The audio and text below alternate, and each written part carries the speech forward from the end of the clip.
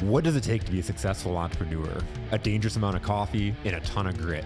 My name is Jason Tracy, and every week I interview business leaders to share their stories, life lessons, failures, and advice with you. Welcome to Coffee and Grit. What is up? What is up? I love that line, right? Isn't that these guys know me. Like I used to get jammed.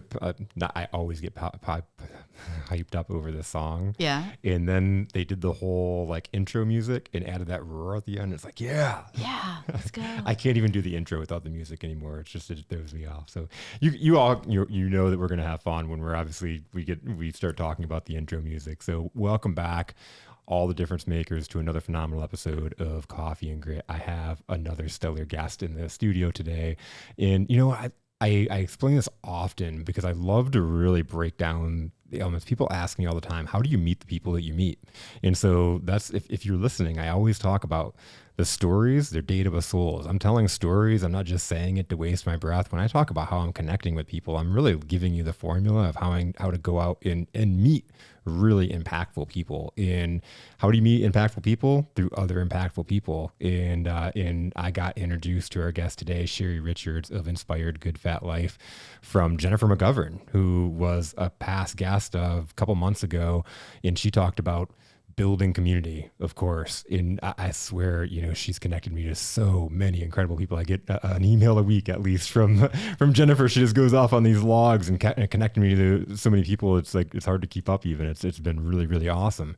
But find yourself, when you find people that keep connecting you to amazing people, one, take care of those people. Those are great people in your life. And, make sure you're reciprocating, make sure you're giving back to them, in connecting them with people.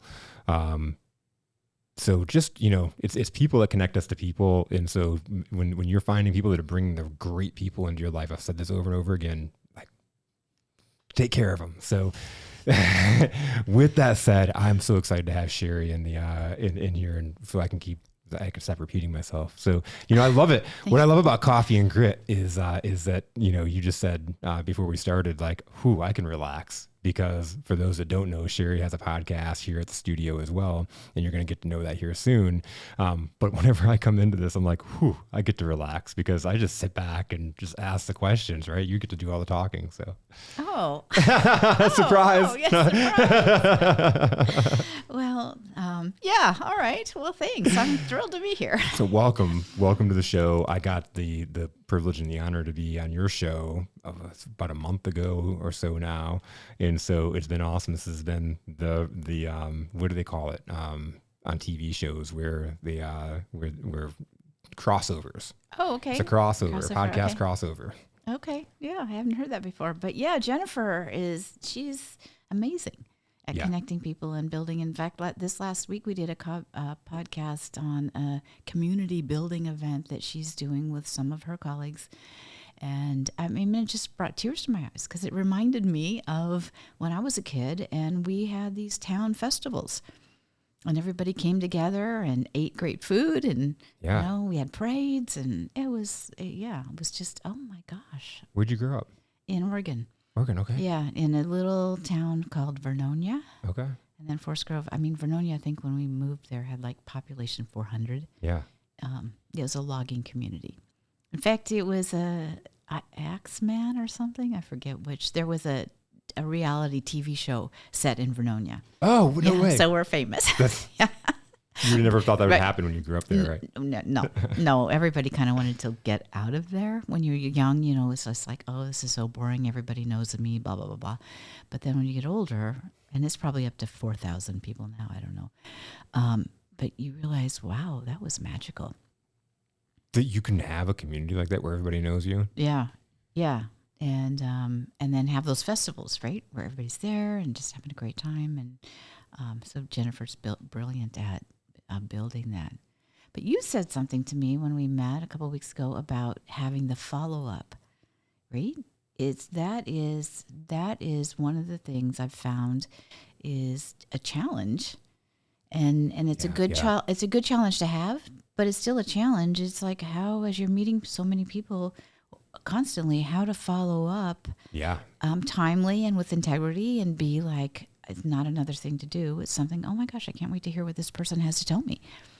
And their It's really story. plugging systems in, because it's so hard. If not, because you meet so many people, and there are so many incredible people. I meet very few turds, like there are very few people that I'm like, Right. I don't want to do that again. And that's what's really cool. Again, is people are connecting you with, all the people that every single person that Jennifer is connecting me with has been a phenomenal, amazing person. And I would say that too. And then I think that's one of the things I say kind of every morning. It's like, I'm amazed. And when I'm doing my meditation in my journal, it's like, it's amazing to me how many amazing people there are in this world. Yeah. That's what the number one thing I love about this journey I've been on since starting my business about 5.5 years ago is just the people I've been able to bring into my life, and again, I said at the beginning of the show, because I get told that over and over again, is the people in your network, the people in your community, the people that, that you're bringing on the show, the people that and I didn't know any of these people 5.5 years ago. I would say for me, that's mostly true too. Although I had great people in my life before that. Yeah. Right. Yeah. But, and I'm just finding that there's so many great people. There are so many great people. And what's really cool is when you're meeting the really great people, they know each other. Like it's a really small world when you're connected with people that are kind of that aligned, it's the tuning fork. Right. When you take that tuning fork and you go like that, and you tune it, you don't even have to touch the other one. It'll automatically vibrate. And so that's like really like that law of attraction, right? When you have two tuning forks, they're pulled in, their vibe is pulled into each other. Right. So like I said, I'm finding that my next occasion to rise, right? Yeah. Is just finding a way to, a process, if you will, to make it simpler. Because there's so many times I want to just call somebody, or I want to send them a note, or I want to invite them to something, or it's like, and it's just, there's only so many hours in the day, right? And and you don't want it to become a chore. Yes. You want it to become want to keep it joyful. And so anyways, and that's part of why we started Good Fat Life, is to have a platform to connect people, amazing people with amazing people. Before we get back at it, a quick shout out for our sponsor, Playbook Builder, powered by AI. This show has always been about giving the resources and the tools to small business owners in order to grow and scale your businesses successfully. And so I'm so excited to partner with a company that does just that. If you've listened and heard any of our guests, you've heard talking about building process, developing and training, building culture, are all such important pieces in order to building a great company. Well, Playbook Builder, powered by AI, has come along and revolutionized the game on how you can do that for your team and people. Whether you're onboarding new people, training and developing, continued training and developing, you're looking to scale your business or eventually sell, or most importantly, you're looking to build a legacy as a visionary. Playbook Builder, powered by AI, is able to solve those problems for you. For me as a consultant, I've been able to plug in, and it's so amazing for what I do for clients. I can now leave a legacy. And so, for example, I'm next week training a new hire for a company, and I've been able to build out the next month of her training program using Playbook Builder, powered by AI. The cool thing about the AI, what does that do? What's the hardest part of building out a process? Taking the step by step and making it easy to learn. What the AI piece does is you can actually type in what process it is, whether you want to onboard, if you want to onboard a new employee, type in onboard a new employee and what type of industry you're in, and the AI will put together a foundation for you to build out your playbook. It is absolutely incredible. But don't take my word for it. Head on over to playbookbuilder.com, and these guys have set it up to where you can take this for a test run with no obligations. Plug in what kind of playbook you want to build. If it's a sales training playbook, for example, plug that in the description. And in the description, you can also put in what kind of industry you're in, and then hit generate, and it will generate a playbook for you. Impress from there, and you can take a 30-day free trial of the playbook system altogether. Tell me how that all started.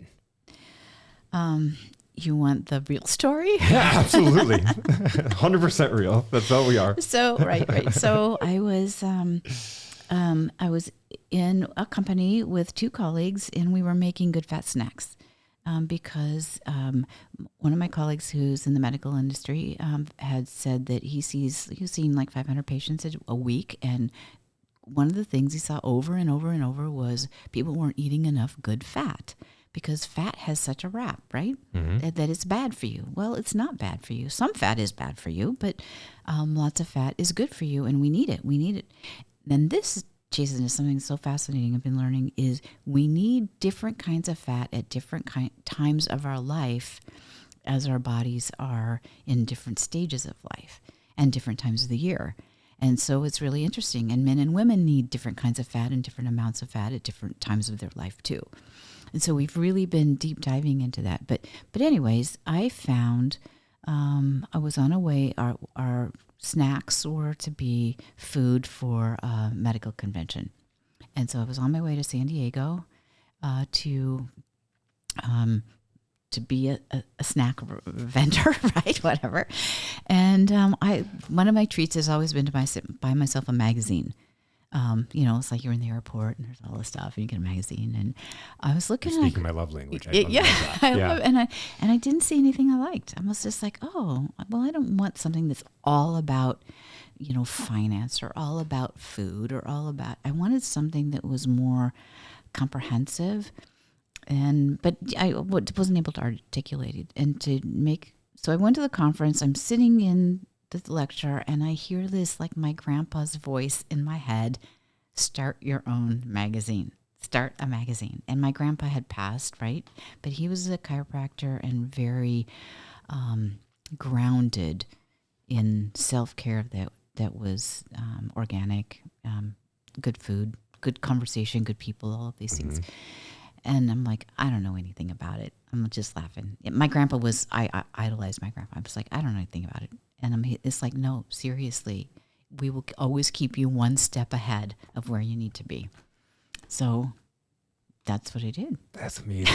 And I think about, like, you talk about your grandpa, like I'm thinking about your grandpa being a chiropractor way back then. 1945, he graduated. Right.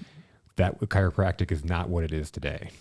No, it certainly wasn't acceptable. That's what I mean by that. Yeah. It was like he was considered a quack. Yep. And it wasn't that chiropractic was bad then. It was that it was bad in the eyes of medical practice. Oh, right. Right. It was. I mean, it has very valuable. It's always been very valuable, but it was. Chiropractors were seen as quacks by the medical industry, and it was really painful in a lot of ways, because you could see the value that people were getting, that his patients were getting, but yet there was this other side of it. It's being the pioneer. Yeah, he totally was a pioneer in that respect, and it's just interesting, right? Yeah. There are some people, we had reason to be in the emergency room this last week, and there was comments made about the quackiness of, they didn't use those exact words, but the risk you take when you go to a chiropractor. And I just said, hey, I have to give you full disclosure. It's like, if I was on an island and I could only have one person, I would want my chiropractor. So anyways, I don't mean to digress, but I have always found so much value in how I felt when my body is straight and aligned and moving properly. Well, I love this parallel, because we're talking about two things that are different yet the same. We're talking about good fat in general, and we're talking about chiropractic, that both were given bad names for the same reason. Right. In the sense of, like, the competitiveness, right? Like, really the history in fat is the sugar industry, shifting the blame out the sugar industry and blaming it on fat. Right. And yes, and it was, if you trace it clear back, it goes to a study that wasn't even really accurate, that just the story got propelled, the PR around it was very strong, and people bought into it. And it's really hard. This is the part that's fascinating to me, even though there's so much evidence that how much we need good fat to think well, for our hearts and for our lungs, for our inflammation, for all kinds of things. We still have this thing that says, oh, fat's bad. Fat's not good for me. Fat's bad. So it just shows you, as humans, we can get an idea, and even though it's not may not be true, it's really hard to shake. It's been a generational idea, though. Well, it's been since the 1950s. Yeah. Yeah. So grandma, mom, a few generations that pass this down now. Exactly. So anyways, so that's our mission, is to really give fat its due spot in the limelight. And then also, we found that there's not just fat, F-A-T, the food fat, right? But there's P-H-A-T, the life fat. Love this, yeah. Excitement and brilliance and excellence and fun and so it's a double on. Was that a double entendre? Double entendre. Yeah. And I love that word just in itself. Yeah. So that's the story. That's awesome, because it combines those things that you were talking about, as being at the magazine store, I want this blend. I don't want all this. It's kind of that blend, and you have the good fat, PHT, and the good fat. Right, and I wanted to have something that's congruent. We want Good Fat Life to be like your trusted best friend, because you can really trust that it's highly curated. We don't put things in that are opinions. We put things, we have editorials and those kinds of things, but we want it to be where you can make your own decision. Here, like, people have problems with sleep. Right. Oh, so here's something that works really well with sleep. It's called Yoga Nidra, and we will just present the information to you, and then you get to decide. Take it, leave right? it, try it. Try it, don't try it, whatever. This has been the experience. This is the science. This is the evidence. But you still get to decide. And there's no judgment. There's no nobody's gonna come out and say bad things or whatever. Yeah. You know what I mean? It's just. Giving them options. It's an option, and the thing that is, it's congruent. So if we put recipes, and this is what really tripped me up, is like, if we put a recipe in here, the recipe is going to have good fat in it. It's going to not have sugar in it, or it's going to have a sugar alternative that's healthy and good for you. And so you can trust that it's congruent all the way through. Yeah, that's awesome. Which to me was really important, because that's, even if it's all, recipes, it doesn't mean that they're all supporting your best nutrition and well-being. I just was showing a friend the magazine the other day, and she opened up the back, and there's like this cookie that just looks delicious in the very back, but it's part of. They are delicious. Oh my gosh. Yes, it's the Good Fat Company. That's the company that we started with them to make the food. They are delicious. Oh my gosh! Every time I open the magazine, and the first, of course, Lacey, first thing she opened up, and she's like, "What is this? This looks amazing." Oh, and you can eat it for breakfast. I mean, and have a highly nutritional breakfast, and taste like and feel like you're having pumpkin pie, or strawberry cheesecake, or chocolate mousse. Yeah, and it's all good food. You could eat it for, like I said, for breakfast. You could eat it for every meal and be what's that word? Nutritional balance, or whatever. So yeah, it's but that's it. We really do our best to be congruent all the way through too. So you started off doing the magazine, and then where did it go from there? Well, it's like anything. It's like kind of evolves. It's like, well, it's not just enough to have a magazine, because it's flat. It's like, it's three-dimensional, but it's still it's still a magazine. We wanted to make the things that we talk about come to life, right? So we have events. We have quarterly events, and people come, and we, like I say, we bring to life the things that we talk about in the magazine. So it could be food, it could be movement, it could be meditation.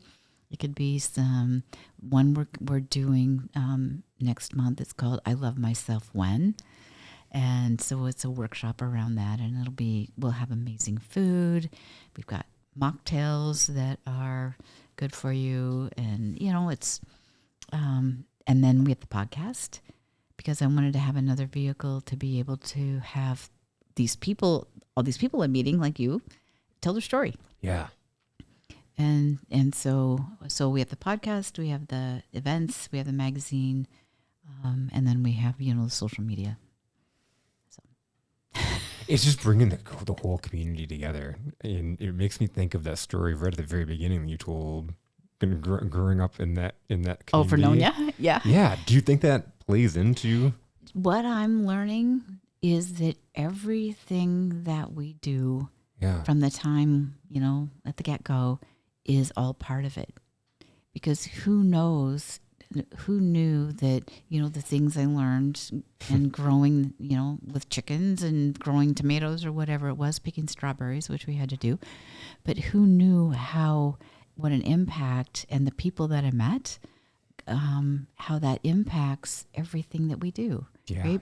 Yep. And I see young people and I was the same way. It's like all hung up on like, oh my gosh, I'm going to make a mistake and it's going to be a mistake for the rest of my life. And it's like, no, it's just another way that you move to the next thing. Yep. Go knock down all the stuff. Yeah. Go knock it all down, break it, because then you can figure out how to put it back together. Right. And you're going to put it together differently. Yep. And somebody's going to show up who's going to say, hey, have you considered this? And you go, well, that's pretty cool, right? I'm going to Champaign, Illinois after this, and for my client, and that's where the salesperson's from. So I get to meet her for the first time. We've had this virtual relationship, so I'm excited about that. But this morning, last week was a stellar week for her in the sense that she's off on her own in building these relationships, making her calls, and she's like learning a tremendous amount. But she's putting in a lot of work and falling on her face a little bit, and then learning and adjusting. And she was like beating herself up that she didn't get as far as what she wanted to. And I'm like, take a second and look at all that you've accomplished last week. Look at this, because you can beat yourself up on it. But this is all learning, and you're never going to have a week like this again, Right. Well, and I had a situation where there was an issue with a magazine, and I made a mistake. I made a million mistakes, but then this issue comes out and I made another mistake. And I had somebody who was really upset with me about it. And I said, and they were upset that I wasn't upset. And it's like, it's not that I'm upset. I'm mortified, right? Yeah. And I've learned I can't change it, but I can change the process or my process around it so that doesn't happen again. Yeah. Yeah. But I feel like I spent so many years scared to move forward because I was going to make a mistake. Yes. Or what would somebody think? And now it's not that I don't care. I do. I just have put it in a healthy perspective. It's so key. Well, and we were teaching, I teach creativity and innovation at college, in the college level. And that's a foundational piece of it, is that you are going to make mistakes over and over and over and over. Mm-hmm. And the people that create brilliantly are the ones that accept that and are able to put it in the proper context. Right? So I'm like, okay. Okay. And? Exactly. Yeah. So it's just beautiful. I love it's like I love when guests talk about this, because it's like we beat ourselves up so much for what we're not, or when we make mistakes, or so many people hold themselves back. They don't go do the things. I work with so many people that want the surety.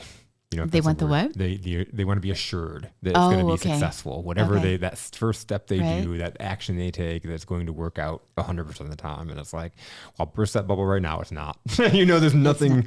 In fact, you'll probably fall on your face the first time. Well, and over. So I heard we were watching the Baseball Hall of Fame last night. They inducted two new baseball players. And it's like less than 1% of all baseball players goes into the Hall of Fame, right? And one of the gentlemen was saying he was in a situation when he was young. He's probably, I think, junior high or high school.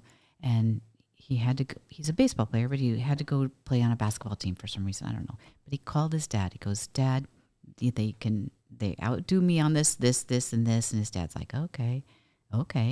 And then his dad, and he goes, what do I do? And he said, and the dad said, well, what can you do? And it was so impactful. It's like, what can you do? And he started thinking, and he goes, well, I can do this. I can rebound, or I can hustle, or he started going through this list. The speech was, I had my husband tape it. It was so profound, right? It was simple, but it was wise. It's like, well, what can you do? Yeah.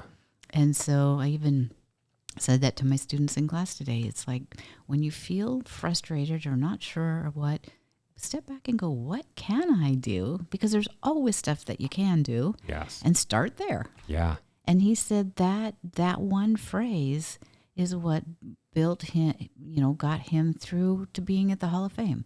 Last night was that whenever he got stuck, he'd just go, well, what can I do? Isn't it cool when it's just so simple? Yeah. Yeah. And you can just feel the shift in energy. Yeah. Like, oh, I can't do this. Blah, blah, blah. And then, oh. We get trapped in our thoughts and we ask, why can't we do anything? Why is my luck so bad? Why do I mess things up? When you're asking questions like that, our minds are excellent servants but terrible masters.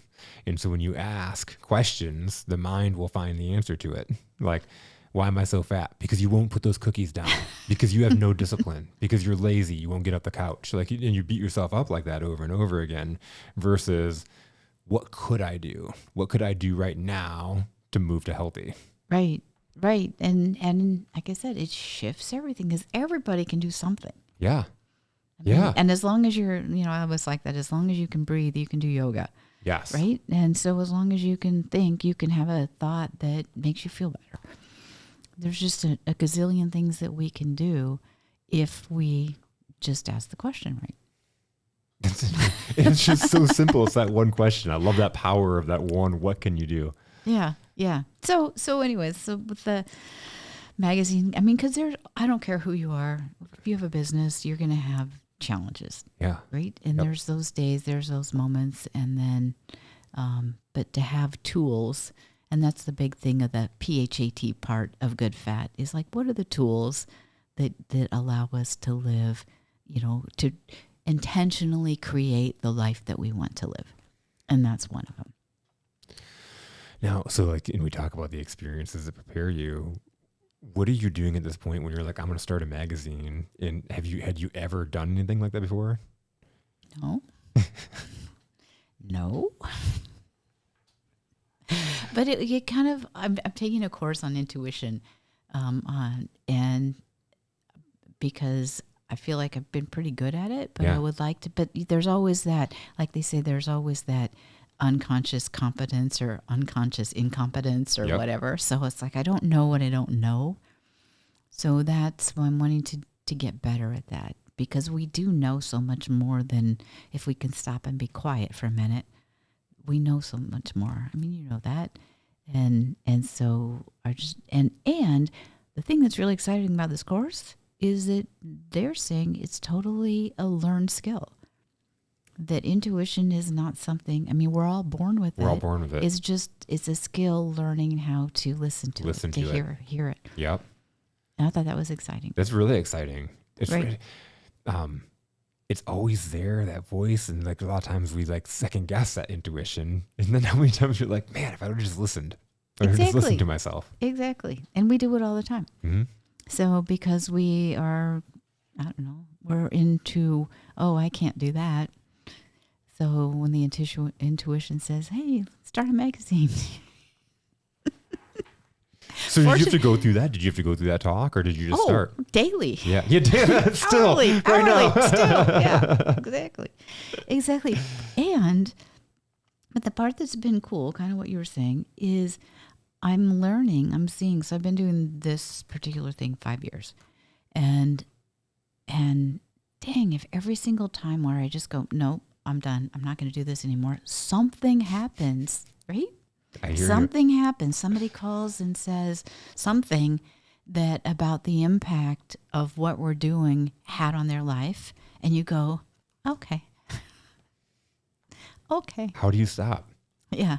And so that's it. It's like, it's a stronger pull to keep going than it is to stop. Yeah. When you told me a couple weeks ago about how you were out and a couple people had come up and told you how much of an impact it played. That I'd never met before at a random event, right?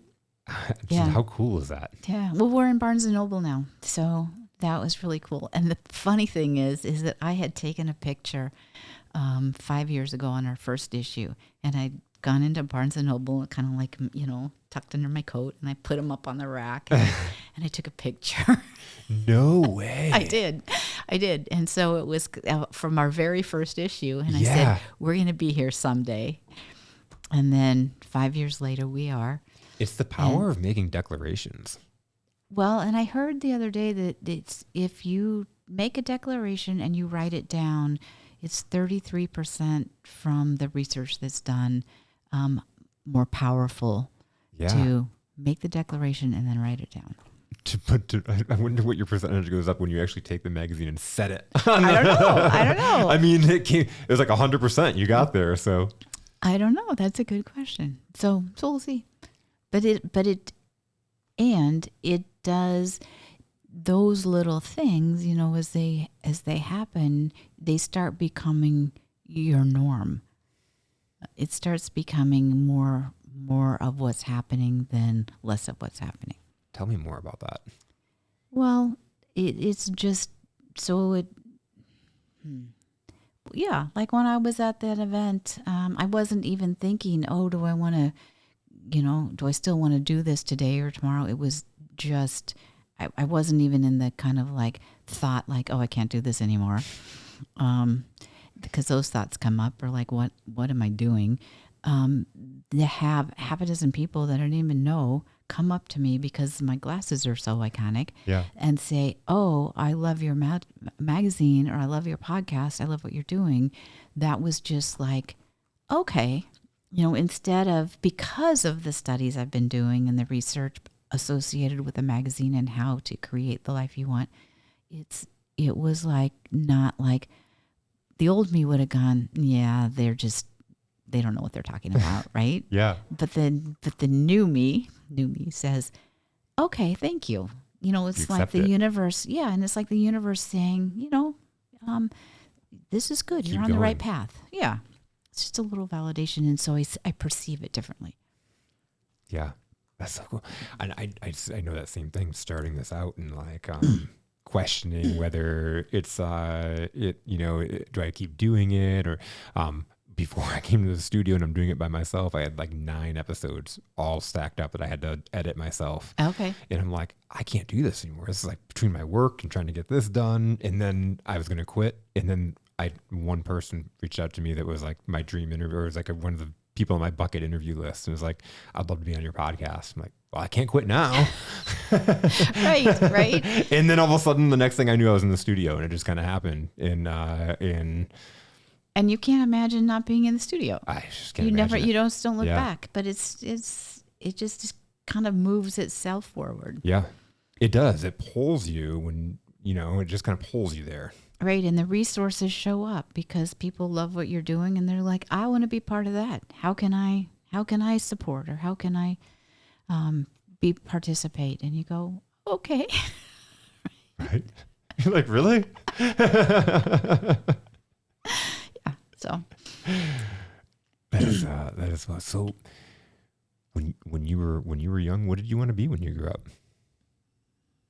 Well, a ballerina, a concert pianist, and then what I really wanted was to be able to work with people who had their own company and be part of that creation.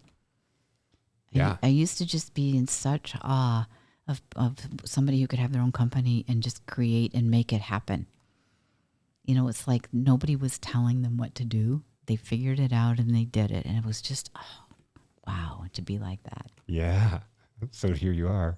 I never thought about it. Yeah, I guess here I am, right? Yeah. But when you're in the middle of it, there's all these things that have to be dealt with, right? You just have all the stuff that goes with having your own company. Yeah. But you're right. When I step back, it's like, wow, okay, yeah. You created. Yeah. You created a magazine, a show, events, a community. Yeah. People you don't even know coming up to you. Yeah. Yeah. And there's no like limitation. And that part's fun too. But the biggest thrill is is just the ability to work with such amazing people. And it's not like work. So it's just like, oh my gosh, who do I get to play with today? We're living the same life. That is the best part. It's not like work. It's like getting up like, oh my God, it's Monday. I don't have that feeling. Like, who do I Oh, get like to be? we used to. Yeah. Yeah. And I don't know if for the last several years, I got to do whatever I wanted for my job. For 9 years, I was a director of sales and I got the empowerment to do whatever I wanted. So I never really had like, it's Monday. But at the same time, it was a job. It's just for the last 5.5 years, it's just been really different than that. It's not a job. It's not work. It's just different. It's like going out and having fun, meeting amazing, incredible people, having the ability, and I'm just so grateful to be able to do that. Yeah. Yeah. No, I totally agree. And also it's like, I grew up with Mary Poppins, right? And so it feels like every day is Mary Poppins because I just don't know what's going to show up. Yeah. And because you're meeting all these people or you're in these situations, and it seems like every day there's half a dozen things, I call them wonders, half a dozen things that pop up that never were on my radar. It's just, I met somebody or somebody said something or somebody introduced me to somebody or a product. Yeah. Oh, that's been another thing. It's like one of the things we wanted with the magazine is to have the vehicle to really talk about amazing products. There's some really cool products out there that people just don't know that much about. And it's like, well, I want some, right? Can I? So, and that's been really fun too. That's really cool. So bringing different things that people don't know about. Right. I just discovered this tea that is like, these people go all over the world to find these amazing teas and work with these amazing farmers and the way they curate it and stuff. And it's just like, who knew? And the drinks they make are stunningly gorgeous. Wow. And so anyway, we're going to have a workshop around that too. That's incredible. So how fun is that? I was like, come play and have a tea party with me. That's so awesome. So with your events, are they in person? Yes. Well, yes, we have them, and we're looking at how to maybe add virtual, but right now they're in person. Nice. Local here in Brighton here in area. the Brighton Lighthouse. Brighton Lighthouse is our world headquarters, which to me that's like Disneyland for entrepreneurs. It really, really is. It's just a phenomenal space that I love what they've done to the outdoor, the pavilion, and the right. And, Dan and Anna are such amazing humans, and the people that they know that come into their world, like you said, it doesn't end. It really doesn't. And again, when you connect with people, like they've brought and cultivated, and for those that don't know who we're talking about, go back and listen to Dan Oginski's episode. This was probably about 2 months ago. Phenomenal episode. Just again, phenomenal human. I have to have Anna on in a separate episode. But they draw. When you are authentically who you are, you draw those types of people to you, and it's cool to see that community unfold. And that's another, like, one of those stories where they had a vision. And you can see it's coming together, right? It's creating this community in these spaces. And until actually you just mentioned it really didn't dawn on me what a gift, huge gift, because I wanted a space, but I really wanted a space to be a Disneyland for entrepreneurs. And when I say Disneyland, it has all the magic that goes with it, the beauty, the energy, and the creativity and the inspiration. So in that space, I feel like anything is possible. When you have a community of people like that, it's, again, your people are our greatest resources. And so when the people you surround yourself is what you become. Right. And so when you're unlocked in that magic, and I am not a member of that space, but I've done several events there. It's an incredible space to be a part of. Right. So it's and there's lots of wonderful spaces. This absolutely right around, and it's just, I don't know. What is next Speechless. for Good Fat Life and your platform? Well, our big thing now is really honing in and getting more mindful. We've become really more mindful and deliberate on what it is we're creating. Because, like I said, I had no clue. Yeah. And so it was just like, okay, doing the best. And now it's like, now that I'm seeing really what people are looking for and how we can really elevate that if we have our systems and our processes in place. So it's really building our infrastructure mindfully, and then connecting. There are dozens of people that I want to connect with. And so now it's just being methodical, like you say, your dream interview. So it's like, oh my God, I love what you're doing in the world. You know, do you want to come share with our readers, with our community? So we just want to continue to build. That's incredible. It's not very glamorous, but it's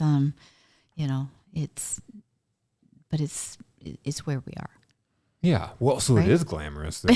I guess. I mean, the magazine in itself is glamorous. Like, this is a really quality publication. This is out of all the magazines I pick up, this just feels amazing. You're so kind. Thank you so much. I mean, I appreciate that.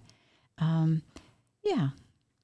It's just, we just want to keep doing what we're doing, only better. Yeah. Right. What does that take? Process and work in the process, right? Yeah. Being consistent, congruent, and just showing up every day. Yeah. I don't know. What would you say? What does it take for you? What does it take for me to like build Coffee and Grit, or to well, and to build, Roar and the things that you're wanting to do?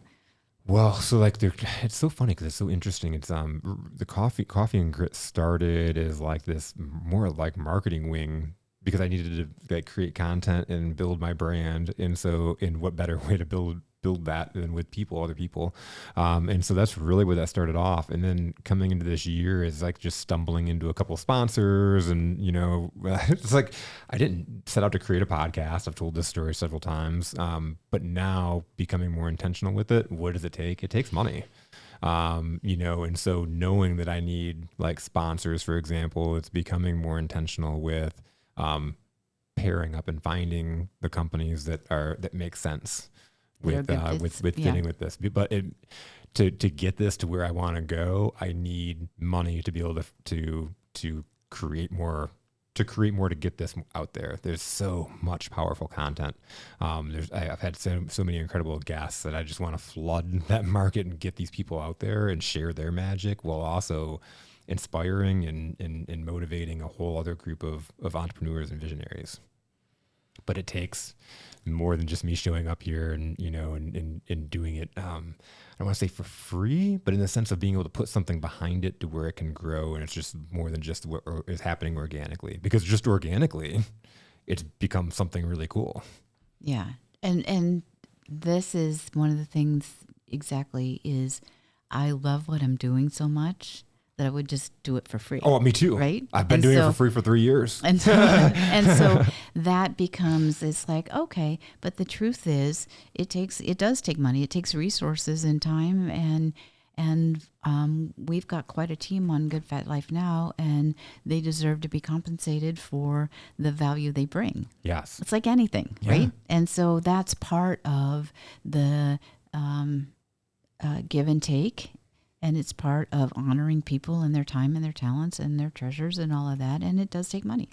Well, it's such a sticky line, because we talk about our visions, and this is the work that I do. So I know, right? It's that sticky. People get so sticky with, I've got this great vision, this great creation, this amazing vehicle and platform, and people enjoy it so much. Ooh, now I got to ask for money, but I need money. Well, right. Of course we need money. This is magical, and we're trying to build something great, but in order to reach and impact more people, something's gotta fund it, or I'm back at the table right. with my GoPro in trying to film it and put it together, and then it just loses everything that it was worth. Well, and even Mother Teresa, she was big, and she raised millions and millions of dollars every year, but she said, without money, you can't do anything. Yeah. I mean, that's how the world works. And so that's fine. I get it. And so that's what we do. Yep. Yeah. Right. So the I would say, if you go back to my challenge or our next thing is to be really mindful that what we're doing creates value. like real value. We're not just going through the motions because that's what we're doing today. Yep. It's being intentional, mindful, and aware of what we can bring that makes a difference, how we can serve. Exactly. And just keep doing what you're doing, because it sounds like you're making that impact by what you're hearing from your community. Yeah. And then that's the value, right? And again, and I know we've had this conversation. I've had this dialogue with myself and everybody else who will listen, in diving into sponsorships, especially for something like a podcast, because again, I didn't set out to create a podcast, but in talking about that is like, how, what is that worth? And, I had a great conversation with Rob here recently at Speakeasy here, and just, what is that worth? How do you position that? And him talking about like, really that value is that community. It's not just the numbers and the viewership and everything else, but what will your community do? It's not even about quantity, but that quality. And when you have a really engaged community, people that come to events, people that that's that value. That's what you give back to anybody that is partners with you.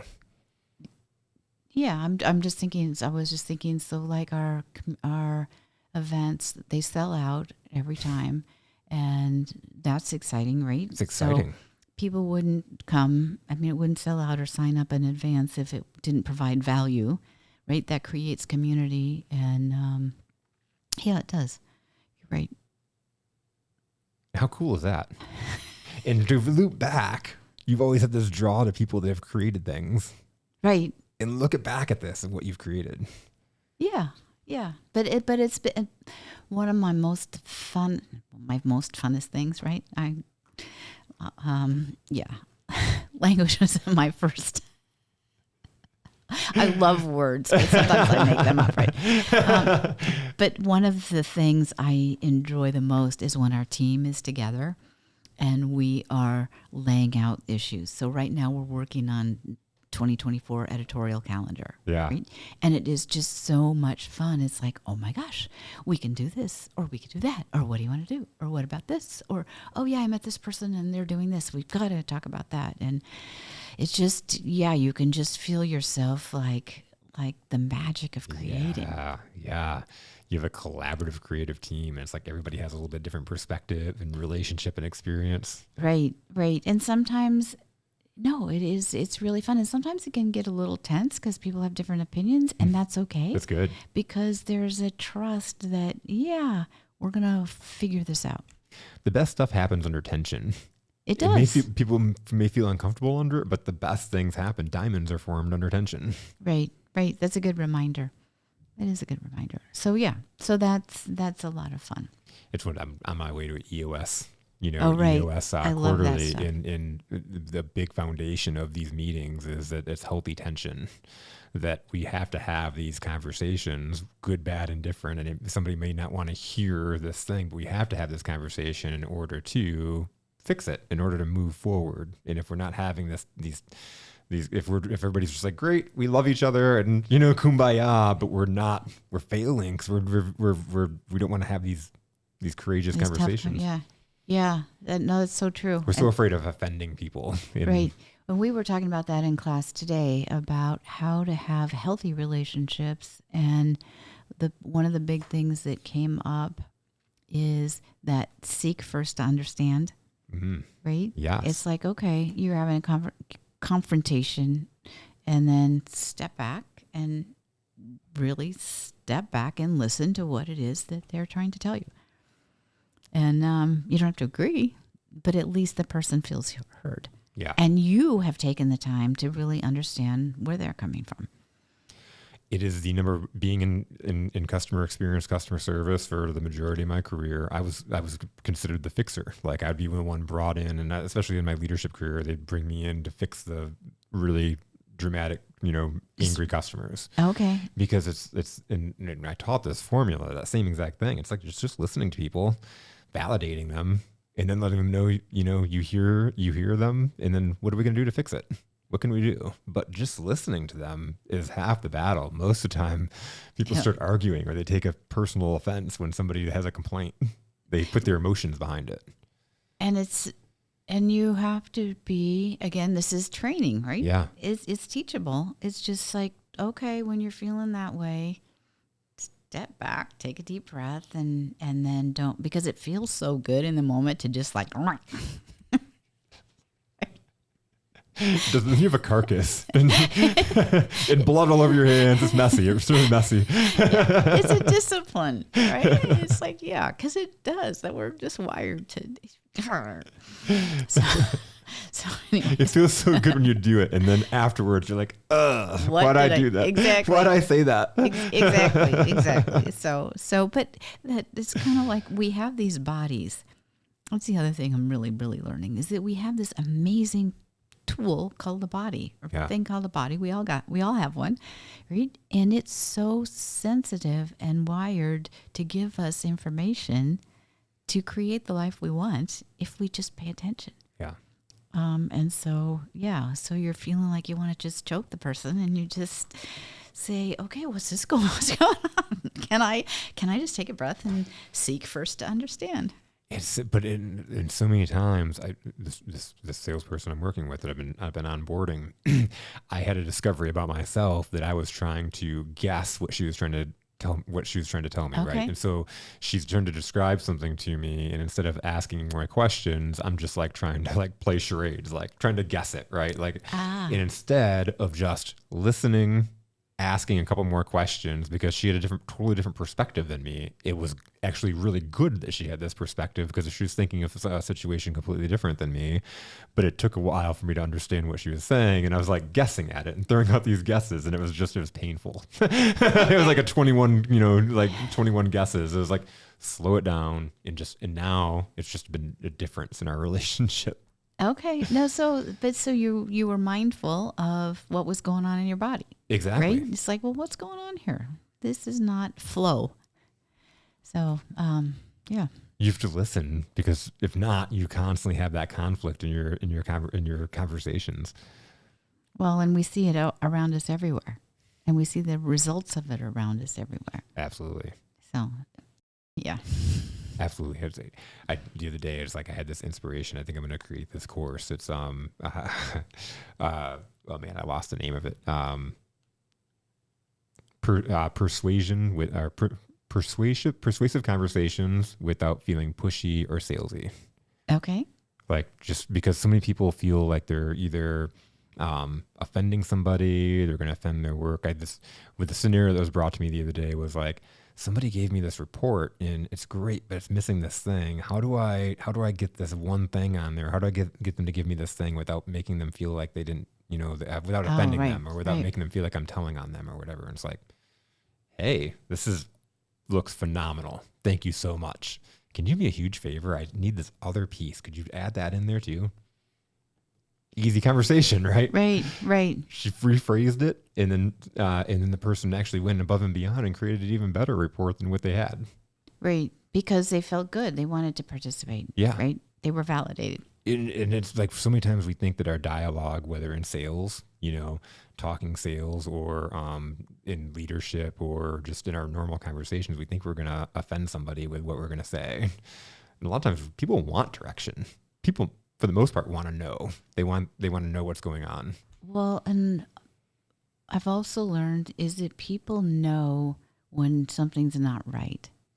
Right? Yes. And so in using your report scenario, so if the body language or something was saying this report is not right, even if the words would be, oh, thank you so much for the report, the person knows, or there's a discord, there's some dissonance that doesn't feel good. Yep. Where if you can say, oh, I love it, this is great, and can we add this? Then it's like, sure. Boom. And now it's a collaboration. Exactly. That's a great way to put it. Yeah. So then instead of like, oh, did I mess up, or did I blah, blah, blah.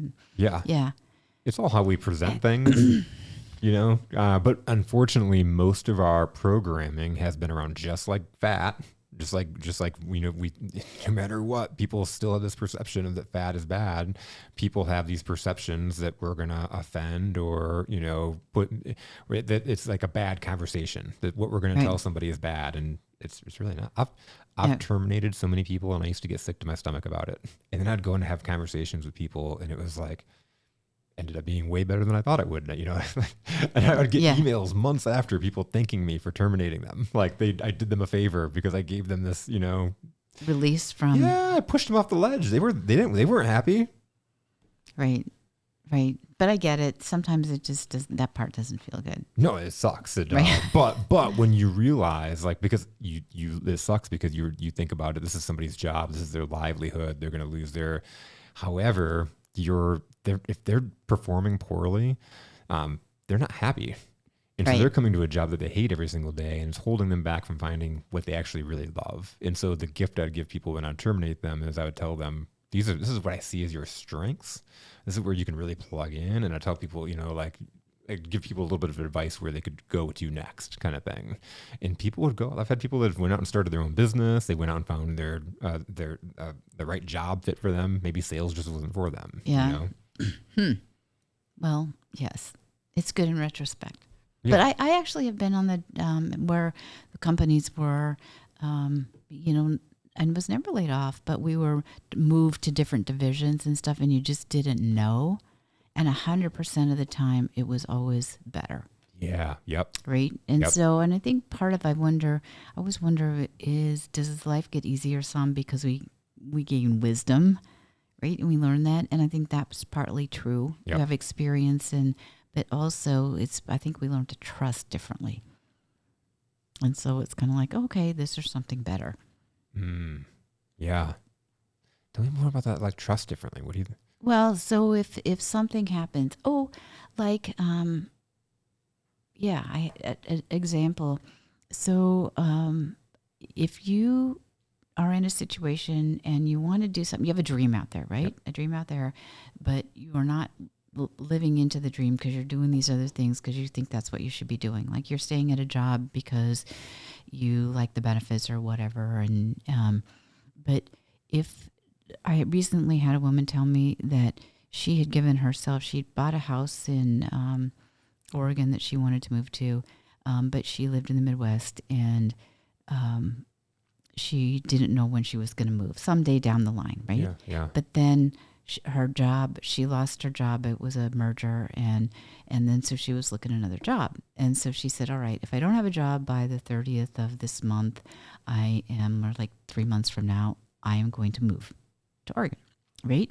So what was really cool is our conversation was, so things would happen, like she would get to be the last person of the job, of a job, you know, the last between 1 and 2 person, and then she wouldn't get it. And then the last one, she was supposed to get the call saying she got the job on the 30th of this month. And so she's like, okay, she'd resigned herself. She was staying in the Midwest. And then 6:30 in the evening, she calls and she goes, well, you know, because they had told her the day before they were going to call her and officially offer. Well, 6:30, they go, oh, we meant to call you. Somebody came in last minute, and so we gave it to them. But the point of the conversation is it all along the way we can have doors shut that feel like failure or something.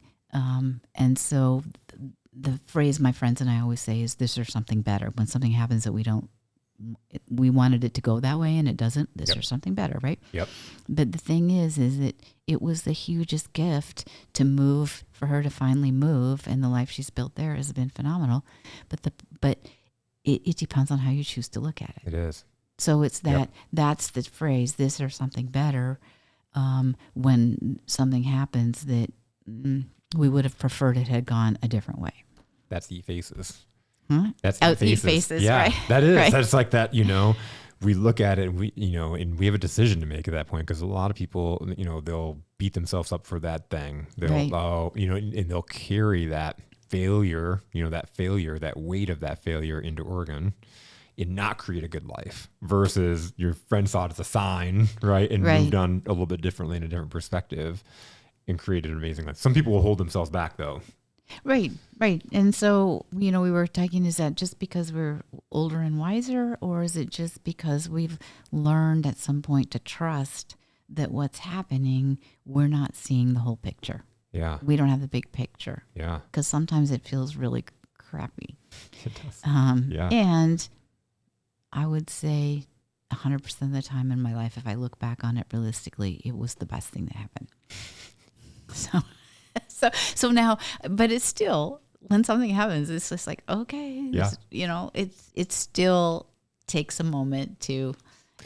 My son is going into his sophomore year, and he just had his first major breakup, right? Okay. So he started dating this girl at the beginning of the school year. They made it through the whole entire school year, and then she broke up with him, and he was just crushed, right? For 2 weeks. Now, and I, as a parent, it's like watching that and knowing that life advice. And that's the advice as I told him. I'm like, I know it's really painful right now. And it doesn't seem like life will move on, but it does. And, and I told him kind of the story about the girl that I was dating before I met my wife and his mom, and I'm just like, it's just, you think that things are going to be a certain way. And then all of a sudden you meet somebody else and it just changes your life. And, he's a sophomore, so relationships and all this will like be very fluid, right? But sure enough, he finds this new girl and he's like, oh my God, she's even better. And her family's even better. And this is amazing. And, and they're in the happy, first couple weeks or whatever. But it's just life goes on. And then you meet somebody that is even more magical, or they're in your life for a reason. Right. Right. So it's learning to trust that it's all okay. Yeah. And that people and things are going to come in and out of our lives. And that's the way it's supposed to be. You know what I think it is a lot of it comes down when you talk about like that wisdom and older, wiser, but it takes that experience of doing it, because you can age, but if you don't go experience, if you don't go take action, you'll always be sitting there wondering what will happen. Right. Will I make it? Will I, and then it becomes like regret and resentment at some point. Like I'm too old, too sick to go do those things that I've always had dreams of doing, versus it sounds like to me and a lot of other guests I have on, most other guests I have on, they went out and created those actions. They went out and did it. And whether they fall on their face, like we've talked about over and over again, you pick up and learn from it, or you find something else for you. Right. Or that next thing will come up because of it. Yeah. Right. Yep. Yeah. Or how many times have you needed that next step, you didn't know where to go, and then you'll read something or you meet a stranger that says something to you, and it's like, oh my gosh, can I kiss you? Right? You're a stranger, but you just gave me what I've been looking for 2 months. And they're dumbfounded. Yeah. Right. So, and that's why I say that it's, the day is full of wonder, because it just is. It is. It just is. Yeah. It's just a phenomenal way to end it. Sherri, thank you so much for coming on Coffee and Grit. I've so enjoyed this conversation. Oh, me too. Thank you so much for having me. Absolutely. And for being here and all that you share. And I'm learning a lot from you. Thank you. And I appreciate so much. that. Yeah. It's been phenomenal. It's been just about a month and a half, and it's been phenomenal so far. So I can't believe we hadn't met each other up until this point. I know. And then we found we have a couple more people in common that are like, you guys need to meet. Right? So, yes. So that's cool too. That's super cool. Mm-hmm. Thank you again. Thank you. Absolutely. Good.